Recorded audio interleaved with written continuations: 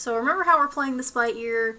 Put that pin on the recap format as well. So I think the fact that the first episode was a leisurely stroll through about 3 different character arcs is a really good sign for how they want the season to go. Like, it's really nice to break away from the whole format of flashback, present day, and if they're talking about how they want to do all these small town stories, and they want to focus on the main characters, and they want to have this be a full season rather than just, the 2 arcs A and B, like, just having this really slow start to things is a really good place to get started on that. And I didn't realize just how much of an indicator that the promotional material was if we came to the 3 main character arcs that we're probably going to be going through for the whole season, because we had the Evil Queen, or Regina, whichever you want to say, and we had Emma, and we had Rumpelstiltskin, and those were the 3 characters that we really talked about in the first episode. We're going to start with Rumple first because my feelings about him are a lot shorter, though they're quite impactful.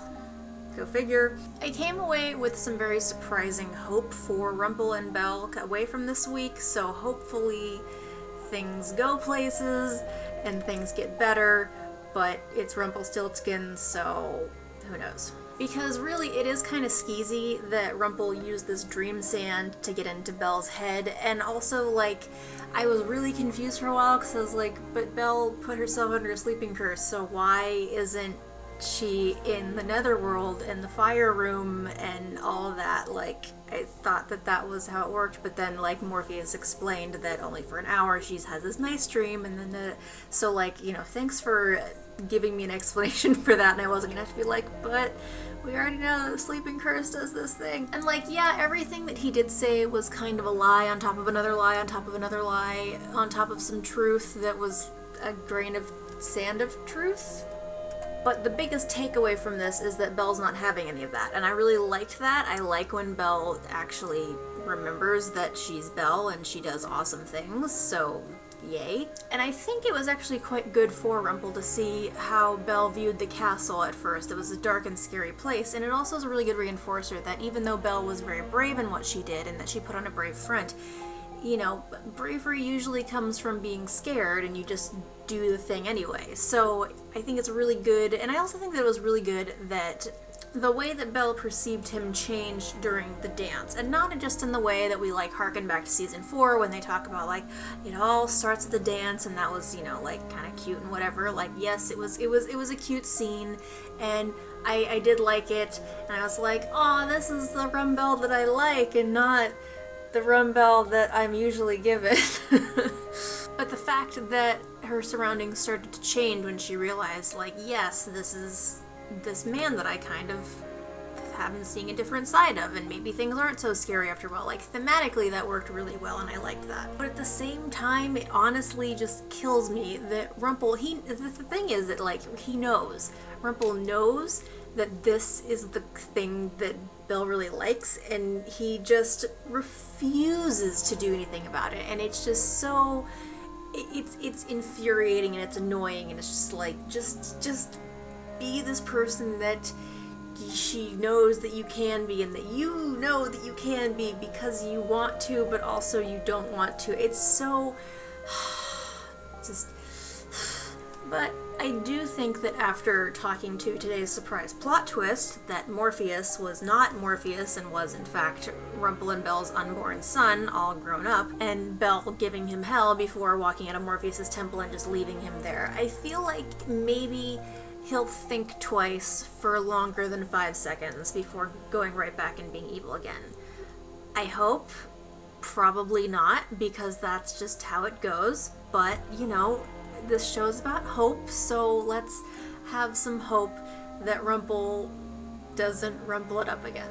Also, the parent-child true love kiss always gets me. It always, I'm a sucker for it. Just sue me. I know that it's just like, right now, Morpheus, he's not Morpheus. I don't know what his name is going to be. He's about 56 and a half cells right now, but, like, he already loves his mom, and Belle unconditionally already loves him, and I'm just, it gets me. I'm sorry. It's a thing.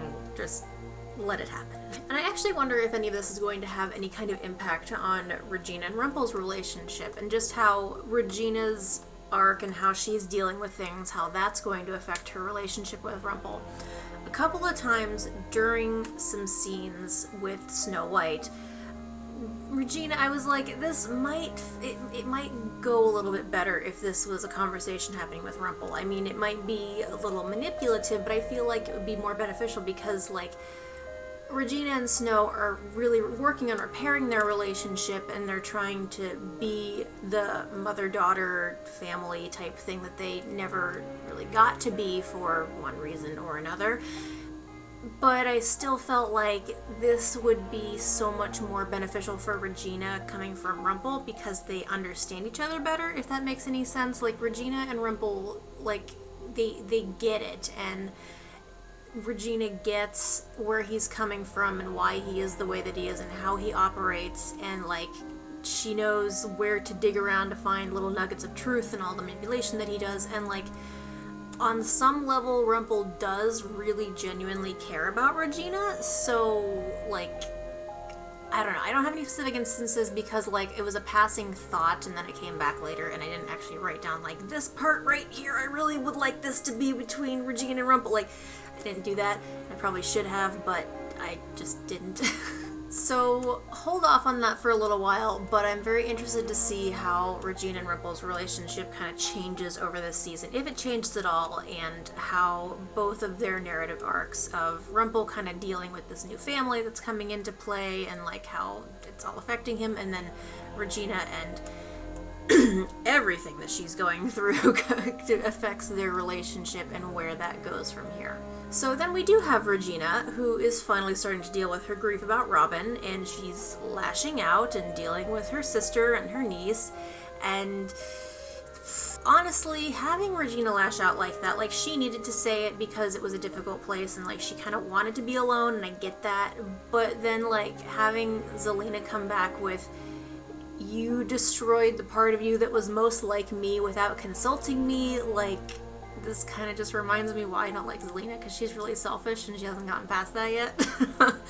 But also just, like, it's the most convoluted way to get ourselves out of this, like, sisters are best friends for life storyline that we narrowed ourselves into. It's so weird and convoluted, and it just completely backtracks on all that. But at the same time, like, it does kind of make sense that, like, it's not just suddenly sunshine and rainbows, because it's not going to be, but at the same time, it's like, okay, we just did this whole thing, and we had all these feelings, and holding hands, and, like, mom's been redeemed, like, so whatever, Regina and Zelena are arguing again, and Zelena's gonna be tempted down the path of darkness by the evil queen, Yawn, and she's got some apple teenies or something. I mean, I guess it's a good thing that Zelena's not breastfeeding. So Regina's hesitancy about magic is also very interesting, given that she drilled into Emma that magic is fueled by emotions, and that her primary emotions seem to be anger for a long time. I mean, fire, hello. It's not exactly unfounded that she would be like, okay, so the evil queen is gone, therefore I'm going to be much weaker because I don't have that anger inside of me anymore, just fueling me. But because magic is fueled by emotions, and because Regina's are just kind of all over the place at the moment, I mean, she's literally going through every single stage of the 5 stages of grief, like, at the same time. It's probably likely that she's not going to be on her top form anytime soon, but again, that's something that remains to be seen. We're only in episode 1, we have a long road to go, and we'll see how things go from here. As for Regina and Snow, I know I mentioned this earlier, and I like that their relationship is being repaired and that they're trying to heal after all of this time of being at each other's throats and not trusting each other and all of this.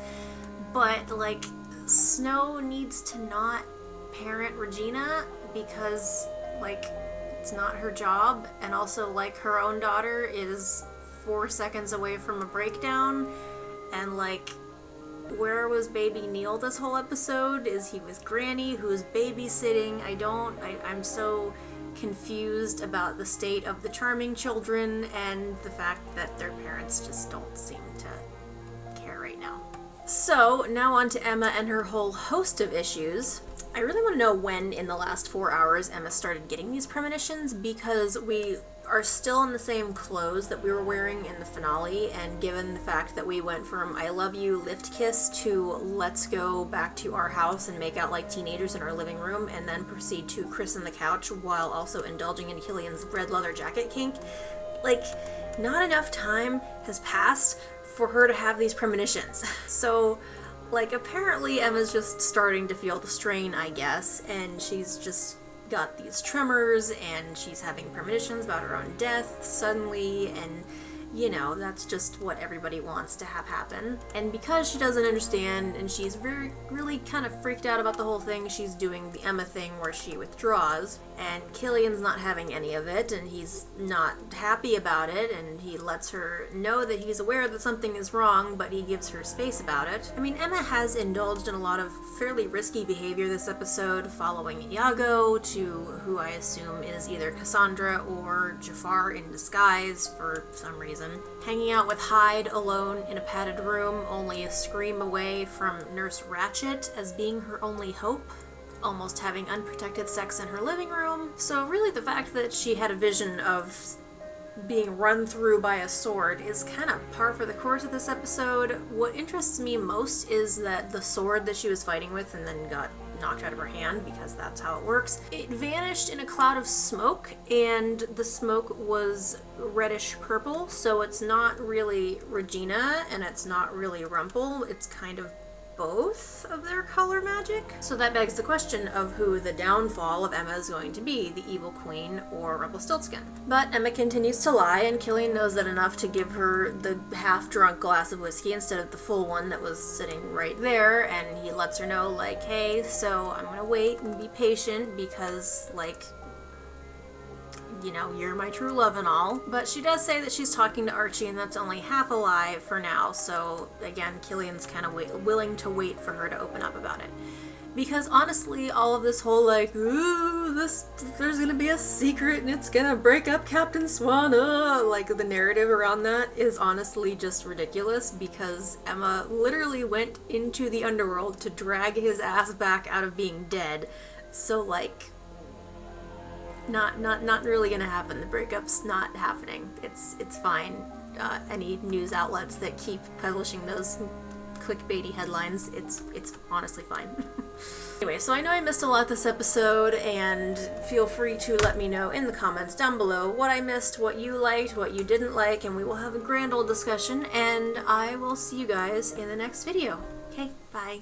I am so sorry that this looks so janky. The software that I was using, OBS, is not showing video, and I need to figure out how to do that, and I don't have time to figure out how to fix the video capture with that. So, apologies that this looks like shite.